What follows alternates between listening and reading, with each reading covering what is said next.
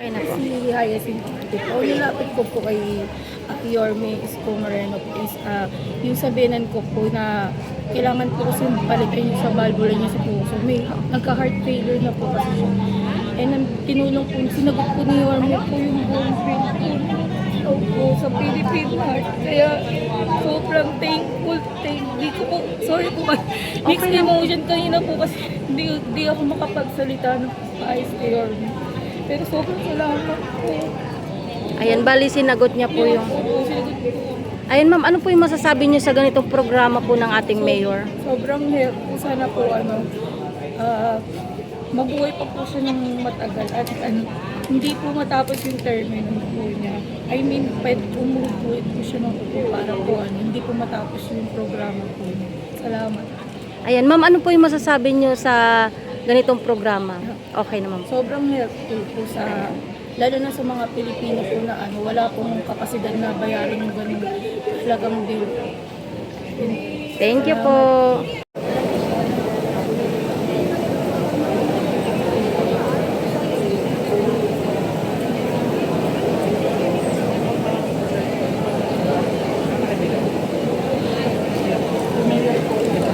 Siya mamaya.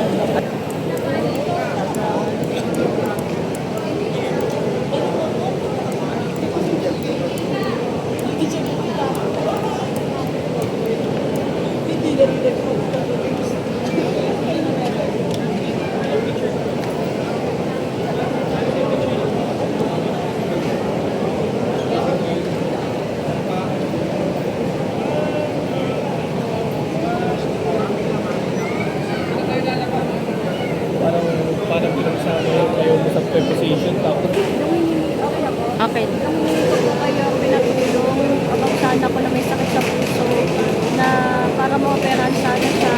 Yung amount na binigay sa kanya, pang laboratory niya lang 20K lang po. 20. Kasi sasagutin ni Yorme ang operasyon niya. Okay. Yung operasyon niya, Sasagutin ni Yorme. Kaya, bali magkanong pinapatak nung operasyon niya ang kung sakali? ni Yorme, nasa milyon. Kasi opera sa puso ko kasi yung sa high school. Okay. Bali, sinagot ni Yorme yung operation niya, sakit sa puso, wala na kayong gagastusin doon. Then, nagbigay pa siya ng 20,000 para doon sa laboratory. Ayan. Mensahe na lang po sa ating butihing mayor. Ang mensahe ko po kay Yorme, maraming salamat po Yorme dahil nandiyan ka po para sa mga sakit. Malaking tulong ka po para sa thank you po. Ayan, ma'am, naramdaman niyo po ba na may gobyerno sa lungsod ng Maynila? Ayun lang. Ayan. Ano po yung masasabi niyo sa ganitong programa po ng Maynila? Sana tuloy-tuloy para yung may mga sakit matulungan. Ayan. Ay ma'am, ano po yung gusto, mensahe ninyo sa mga may mga sakit na na naghahanap ng mahihingian ng tulong? Na dito lang sa Yorme para makahingi ng tulong. Kasi kahit anong oras pwede siyang malapitan. Wala na po kayo kanin dahil kayo. Thank you, mother. Thank you. Pagaling po yung anak nyo. Thank you po. Hi,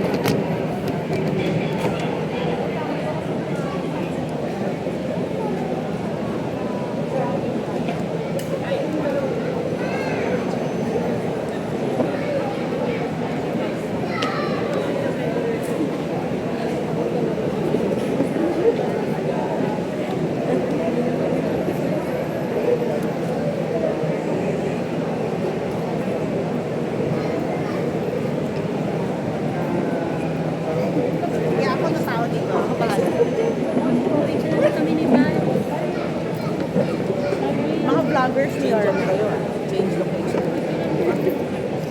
Dapat ang caption mga vloggers ni Yorme kasama.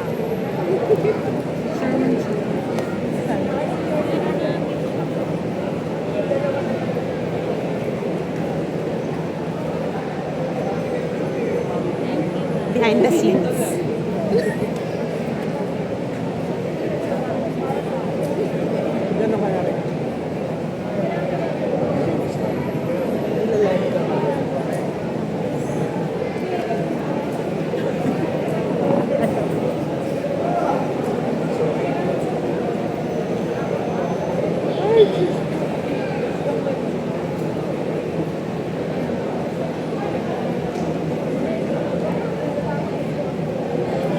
Mag-lunch kayo pagkatapos. Ano ba yan?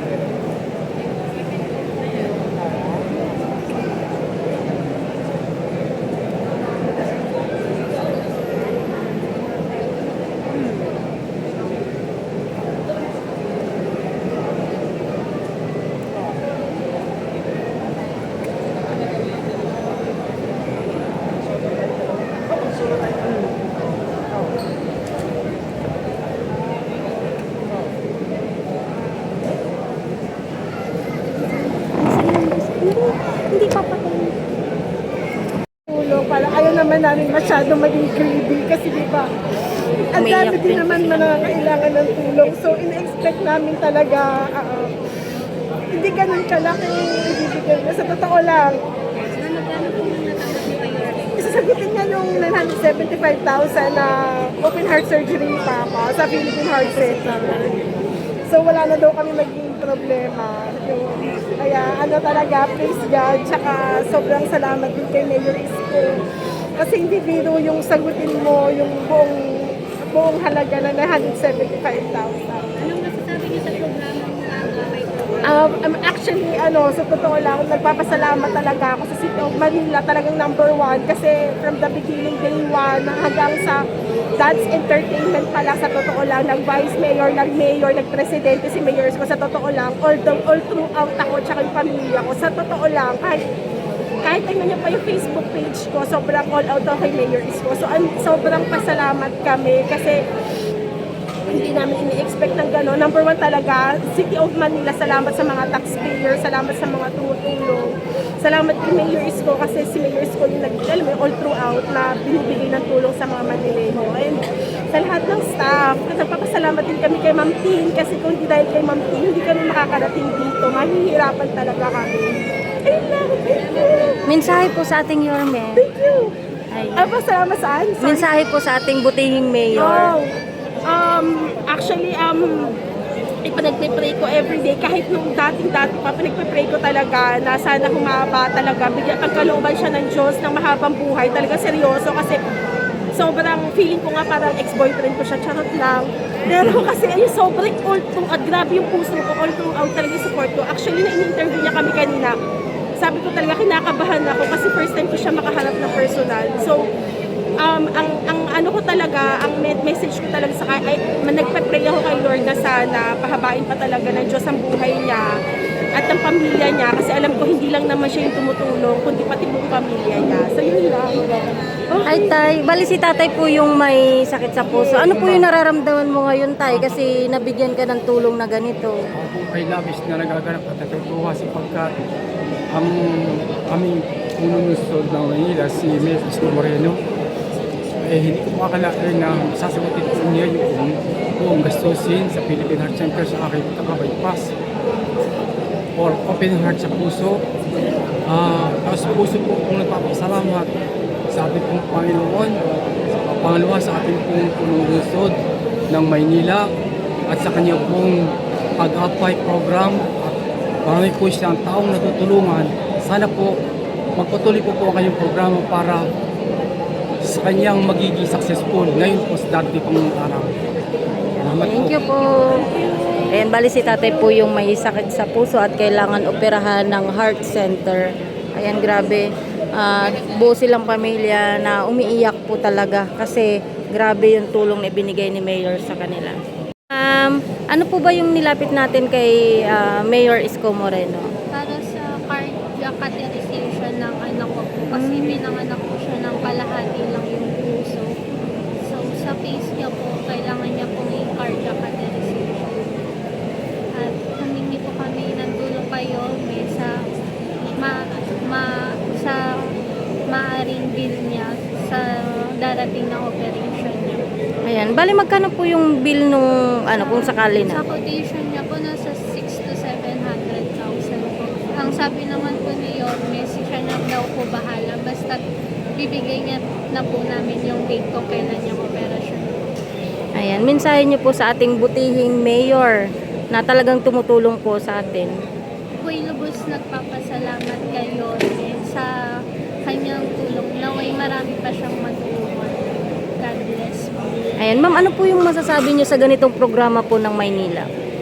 Laking tulong po ito sa mga tulad namin kapos sa pangangailangan po sa kalusugan tulad po ng anak ko. Malaking tulong po talaga itong programa niyo. Ayan, thank you po.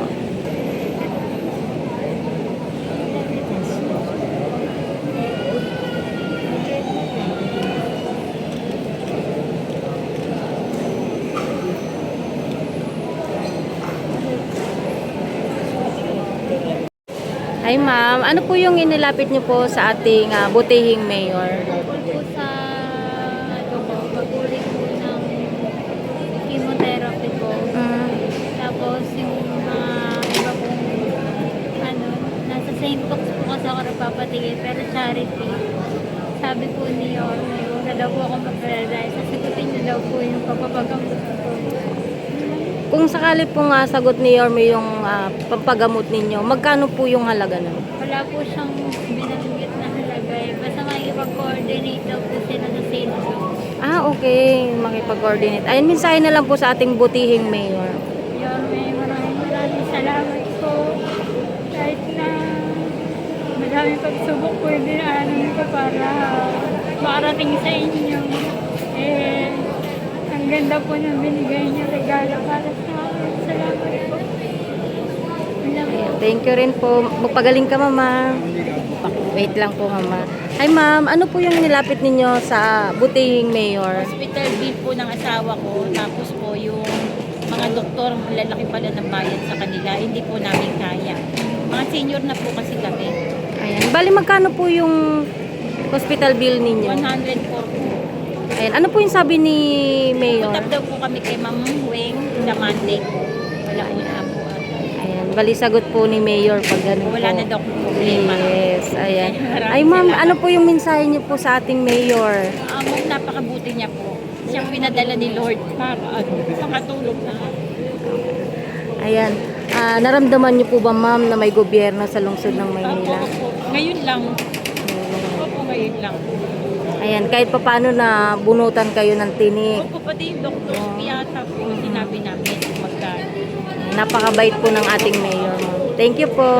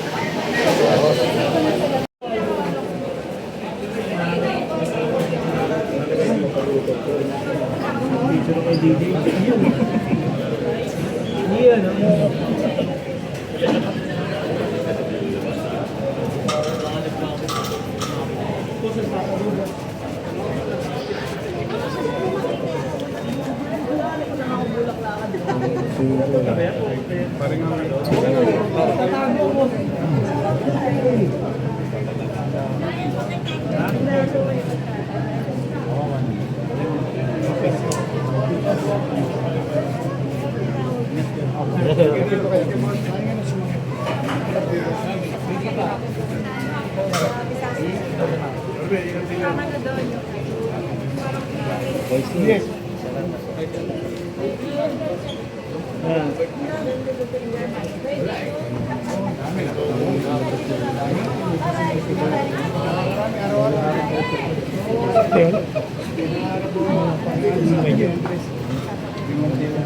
Matanong ko lang kung wala pa daw siya. Pero baka ano siya.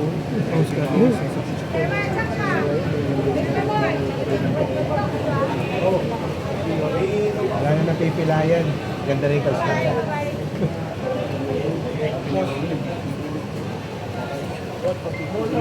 Yes, sir. Bosawi.